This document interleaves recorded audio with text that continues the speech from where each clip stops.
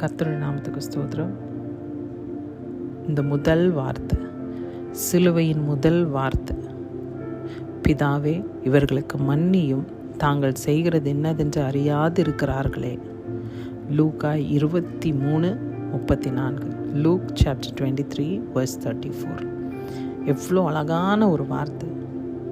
ஏன் ஆண்டவர் சிலுவையில் இதை முதலாவது சொன்னார்? இந்த வார்த்தையை ஏன் முதலாவது சொன்னார்னு என்னைக்காவது யோசிச்சு பார்த்துருப்பீங்களா? இன்னைக்கு ஆண்டவர் இந்த செய்தியின் மூலமாக உங்கள் மனதை தொடராருன்னு நான் விசுவாசிக்கிறேன். கர்த்தர் ஏன் சிலுவையில் வெறும் 7 வார்த்தையை பேசினாருன்னு என்னைக்காவது யோசிச்சு பார்த்துருப்பீங்களா? வேற எந்த விஷயத்தை குறித்தும் பேசல. அந்த கதை இந்த கதைன்னு எதுவும் பேசல. 7 வார்த்தை. அந்த 7வது வார்த்தையில் அவர் ஜீவனை விட்டார் இல்லையா? ஏன்? சிலுவைன்றது it's a symbol of victory இல்லையா? அது வெற்றியின் அடையாளம். அந்த சிலுவை குறி யாரும் செய்ய முடியாத ஒரு தியாகத்தை நம்மளை படைச்ச கடவுள் அவரோட ஒரே பேரான குமாரனை இந்த உலகத்துக்கு காமிச்சு, பிள்ளைங்களா பாருங்கள், ப்ராக்டிக்கலாக செஞ்சு காமிச்சார். ஒரு மனுஷன் எப்படி வாழணுன்றத ப்ராக்டிக்கலாக வாழ்ந்து காமிச்சார். அவர் வாழ்ந்து ஊழியம் பண்ணுற டைமில் கூட இந்த விஷயத்தை தான் நிறைய இடத்துல அவர் ஸ்ட்ரெஸ் பண்ணி காமிச்சார். இன்றைக்கும் நான் 2 விஷயத்தை குறித்து நான் பேச போகிறேன். முதலாவது சமாரிய பெண்ணை குறித்து. இந்த வசனம், பிதாவே இவர்களுக்கு மன்னியும், தாங்கள் செய்வது என்னதென்று அறியாது இருக்கிறார்கள்னு ஆண்டவர் சிலுவையில் ஏன் முதலாவது அந்த வார்த்தையை சொல்லணும்? அவர் நான் தாகமாக இருக்கிறேன்னு சொல்லியிருக்கலாம் இல்லையா? ஆனால் ஆண்டவர் மன்னிப்பை குறித்து முதலாவது பேசுகிறதுக்கு காரணம், நம்ம எடுக்கிற வேதத்துக்கு அங்கீகாரமே அந்த மன்னிப்பு தான். நம்ம ஒருத்தவங்களை மன்னிச்சாதான் ரட்சிப்பு. நம்ம மன்னிச்சா மாத்திரம்தான் பரலோகம் போக முடியும். இன்றைக்கி இந்த செய்தியை யாரெல்லாம் கேட்டுட்ருக்கீங்கன்னு எனக்கு தெரியாது. ஆனால் கேட்குற ஒவ்வொருத்தருக்கும் ஆண்டவர் ஆணித்தனமாக சொல்கிற ஒரு விஷயம், உங்களை பகைக்கிறவங்கள மன்னிச்சு பழகுங்கன்றார் ஆண்டவர். இதை ஆண்டவர் அவர் ஊழியம் பண்ணுறப்போ செஞ்சும் காமிச்சார். யாருக்கெல்லாம் செஞ்சார் தெரியுமா? அதில் ஒரு சிலர் நிறைய பேருக்கு பண்ணார். ஆனால் 2 விஷயங்களை மாத்திரம் நான் இன்றைக்கி உங்களோட பகிர்ந்துக்க போகிறேன். முதலாவது சமாரிய பெண். அந்த சமாரிய பெண் யோவான் 4:13-14 இருக்குது. அவள் கிணத்தடியில் தண்ணி எடுக்க வராங்க. அவள் எவ்வளோ மோசமாக இருந்தா, ஜனங்க அவளை பார்க்க கூட விருப்பம் இல்லாமல் அவளை ஒதுக்கி வச்சுருந்தாங்க. அவ்வளோ பாவம் பண்ணி, அவ்வளோ உலகத்தில் ரொம்ப பாவமான ஒரு வாழ்க்கையை வாழ்ந்து கொண்டு இருந்த ஒரு ஸ்திரீ உச்சி வெயிலில் கிணத்துல தண்ணி எடுக்க வரான். அப்போ யாரும் வரமாட்டாங்க. அப்போ அவள் குடிக்கிறதுக்கு தண்ணி அப்போ எடுக்க வரப்போ அந்த கிணத்தடிலாம் ஏசுநாதர் உட்காந்துருக்கார். ஸ்திரீயே, எனக்கு கொஞ்சம் தண்ணி குடிப்பியான்னு கேட்குறாரு. அந்த மாதிரி என்ன நினச்சிருப்பாங்க, இவர் நான் யாருன்னு தெரியாமல் என்கிட்ட தண்ணி கேட்குறாரு, யூதர்கள் கேட்க மாட்டாங்களே, பழக மாட்டாங்களே, எப்படி கேட்குறாரு அப்படின்னு கேட்குறாங்க. அப்போ அவளோட பாஸ்ட், அவளோட பழைய வாழ்க்கையில் அவளோட ரகசியங்களை ஆண்டவர் வெளிப்படுத்துகிறார். இப்போ கணவன் இல்லாமல் இருக்கிறன்ற உண்மையை அங்கே உடைக்கிறார். அவளுக்கு ரொம்ப ஆச்சரியம். தனக்கு கணவன் இல்லை, தனக்கு இத்தனை கல்யாணம் ஆயிருக்கு, இப்போ கூட திருமணமாகி ஒரு கணவரோட வாழலைன்னு சொல்லி சொல்கிறார். அந்த பெண்ணுக்கு ரொம்ப ஆச்சரியமாக இருந்தது. ஊருக்கு போய் நீ போய் சொல்லு, மேசையா வந்திருக்கேன்னு சொல்லுன்னு சொல்கிறார். உனக்கு நான் ஜீவ தண்ணீரை நான் தரேன். இந்த கிணத்துல இருக்க தண்ணியை குடித்தா தாகம் தீராது, திருப்பி தாகம் எடுக்கும் அப்படின்ற உண்மையை ஆண்டவர் சொல்கிறார். ஆனால் அவர் கொடுக்குற ஜீவ தண்ணியை குடித்தா நிச்சயமாக பரலோகம் போக முடியும், தாகம் திருப்பி எடுக்காதுன்னு சொன்னார். அந்த உண்மையை அவள் ஊருக்குள்ளே போய் சொன்னோன்னு அநேகர் ஆண்டவரை ஏற்றுக்கிட்டாங்க. அநேகர் ஆண்டவர் இடத்துல மேசியா நீங்கள் தானான்னு நின்னாங்க. அப்புறம் ஆண்டவர் சொன்ன உண்மைகள் எல்லாம் கேட்டு, அவரோட வார்த்தைகளெல்லாம் கேட்டு எத்தனையோ பேர் ரட்சிக்கப்பட்டாங்க. இப்போ ஒரு பாவமான ஒரு ஸ்திரீயின் இடத்துல ஆண்டவர் அவர் ஊழியத்தை ஒப்பு கொடுக்குறாருன்னா, மன்னிச்சு மறந்து, அது எவ்வளோ முக்கியமாக இருந்திருக்கும் ஆண்டவருக்கு. அந்த மன்னிப்புன்றது அந்த பெண்ணுக்கு கொடுக்கணுன்றதை யோசிச்சனால தான் அதை அந்த பெண்ணுக்கிட்ட கொடுத்தாரு இல்லையா? இன்னொரு உதாரணம் யாரை சொல்லலான்னு பார்த்தீங்கன்னா, குள்ள சகையு எல்லார் இடத்துலையும் வட்டிக்கு டாக்ஸ் கலெக்டராக இருந்தார். அவரோட வட்டி ஏகத்துக்கு பெரிய அமௌண்ட்டாக இருந்திருக்கும் நிறைய நிறைய பணம், நிறைய சொத்துக்கள் வச்சுருந்தார். அவர் ரொம்ப வசதியாக தான் இருந்தார், அவருக்கு எந்த குறைவும் இல்லை. ஆனால் அவர் ஊரில் ஏசுநாதர் பண்ண அற்புதங்களெல்லாம் கேள்விப்பட்டு இந்த இடத்துக்கு ஏசுநாதர் வந்திருக்காராமே, நானும் போய் பார்க்குறேன் அப்படின்னு பார்க்க தான் வந்தார். ஆனால் ஏசுநாதர் பண்ணுற அற்புதங்களெல்லாம் பார்த்துட்டு அவருக்கு இன்னும் ஆசையாக வந்து அவரை நான் பார்க்கணும், அவர் எப்படி இருக்காரு பார்க்கணும். ஏன்னா இவர் குள்ளமாக இருந்தனால ஆண்டவரை பார்க்க முடியல. அதுக்கு முயற்சி எடுத்து ஒரு மரத்துக்கு மேலே ஏறி உட்காந்து ஆண்டவர் எப்படி இருப்பார் பார்க்கலான்னு சொல்லி பார்க்குறாரு. ஆனால் ஆண்டவர் அங்கே தான் தூரத்தில் தான் உட்காந்து பேசிகிட்டு இருக்கார். ஆனால் ஏசுநாதருக்கு தெரியும் சகியோ மரத்தில் ஏறி தன்னை ஆசையாக பார்க்குறாரு. ஆனால் என்ன பண்ணார், எழும்பி நேராக அந்த மரத்தடிக்கு வராரு. வந்து அண்ணாந்து பார்த்து, சகியுவே நான் இன்றைக்கி உன் வீட்டுக்கு வரேன்னு சொல்கிறார் இல்லையா. சகியு அன்னைக்கு எவ்வளோ ஆச்சரியப்பட்டிருப்பார்.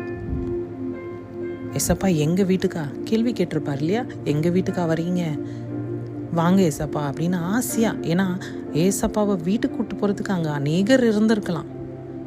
ஆனால் ஆண்டவர் அவர் ஆசையாக பார்க்குறவங்க கிட்ட தான் அவர் வரேன்னு சொல்கிறார். இன்றைக்கி இந்த உண்மையை ஆண்டவர் இன்றைக்கி உங்களோட என்னோடையும் பகிர்ந்துக்கிட்டே இருக்கார், அது உணர்த்திக்கிட்டே இருக்கார். இன்றைக்கி நம்ம வேத வாசிப்பின் மூலமாக அவர் எப்படி வாழ சொல்கிறாரோ அதன்படி நம்ம வாழும்போது ஆண்டவர் நம்மளை தேடி நம்ம பக்கத்தில் வந்து நின்று, மகளே நான் இன்றைக்கி உன் வீட்டுக்கு வரேன்னு சொல்லுவார். அவர் ஊழியம் பண்ணுறப்போ இந்த மாதிரி சின்ன சின்ன இன்சிடெண்ட்டில் மன்னிக்கிறதுக்கு நம்மளுக்கு கற்றுக் கொடுக்குறார். சகியை யாருக்குமே பிடிக்காது, ஆனால் ஆண்டவர் மன்னிச்சு சகியை நிடத்தில் வந்து நிற்கிறார்.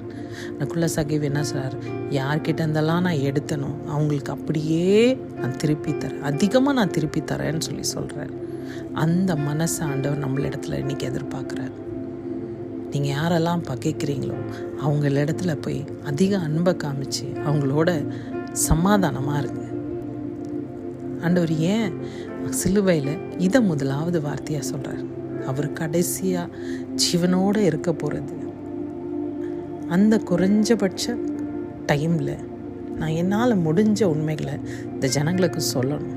ஏன் நம்ம வருஷம் இந்த 7 வார்த்தையை தியானிக்கிறோம், ஆனால் யாரும் அந்த 7 வார்த்தையை வாழ்க்கையில் நடைமுறைக்கு கொண்டு வரவே மாட்டோம். நம்மளுக்கு அந்த ஈகோ ஹர்ட் ஆகுது, நம்மளுக்கு அந்த ஈகோ விட்டு கொடுக்க முடியல, யாரையும் மன்னிக்க முடியல, யாரோடைய ஒப்புரவாக முடியல. ரொம்ப சாதாரணமாக சொல்கிறோம், அவனை நான் மன்னிச்சிட்டேன் ஆனால் அவன் கூட நான் பழகலாம் மாட்டேன், அவனை நான் மன்னிச்சிட்டேன் அவனோட நான் போய் நிற்க மாட்டேன். கொஞ்சம் யோசிச்சு பாருங்க. அவரை காட்டி கொடுத்த யூதாசை கால் கழுவி விட்டோட அன்பை வெளிப்படுத்தலையா? அவருக்கு தெரியாமலையா இருந்திருக்கும் யூதாஸ் நம்மளை நாளைக்கு காட்டி கொடுக்க போகிறான், நம்மளை இன்றைக்கி அவ்வளோதான் நம்ம பிடிச்சிட்டு போயிடுவாங்க, நம்மளை கொன்னுருவாங்கன்னு ஆண்டவருக்கு தெரியாமலையா இருந்திருக்கும். அந்த சூழ்நிலையில் கூட யூதாஸை நேசித்தார்.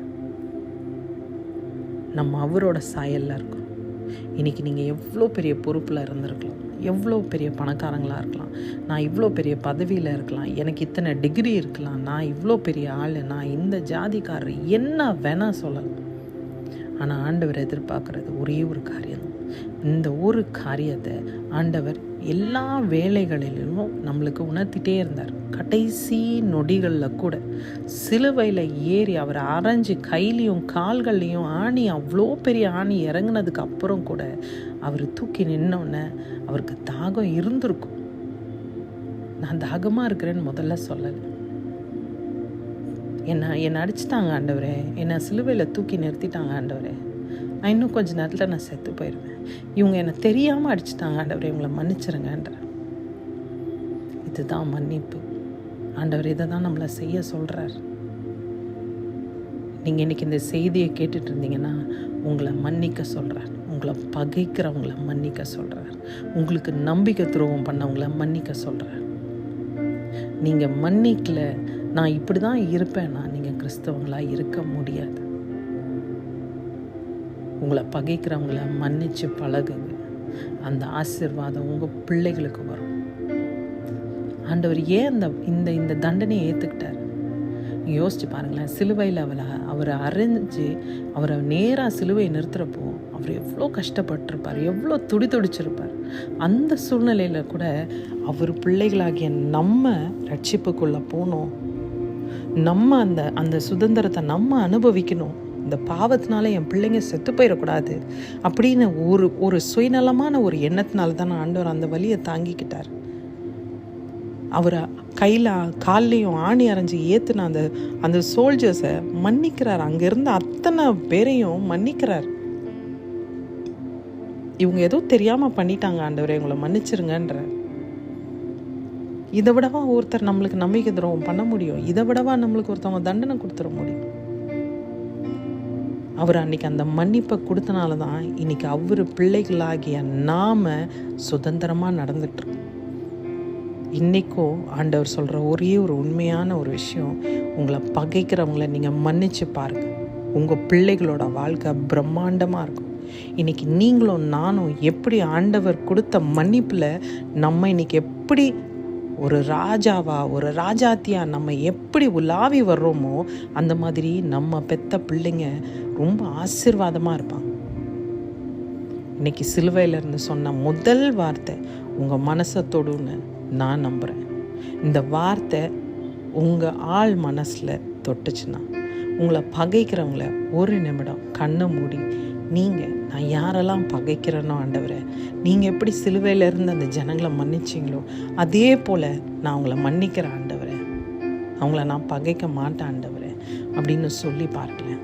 ஒரு விஷயம், உங்கள் பிள்ளைங்க, நீங்கள் பெற்ற பிள்ளைங்க நல்லா இருக்கணும், இந்த உலகத்தில் பிரச்சனை இல்லாமல் இருக்கணும், என் பிள்ளைங்க சுதந்திரமாக இருக்கணும்னு நீங்கள் நினச்சிங்கன்னா, என் பிள்ளைங்க ஆசீர்வாதமாக இருக்கணும்னு நினச்சிங்கன்னா நீங்கள் மன்னிச்சு பழகுங்க.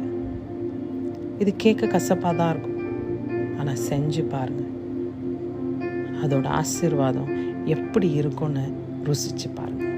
கர்த்தர் தாமே இந்த செய்தியை ஆசீர்வதிப்பாராக.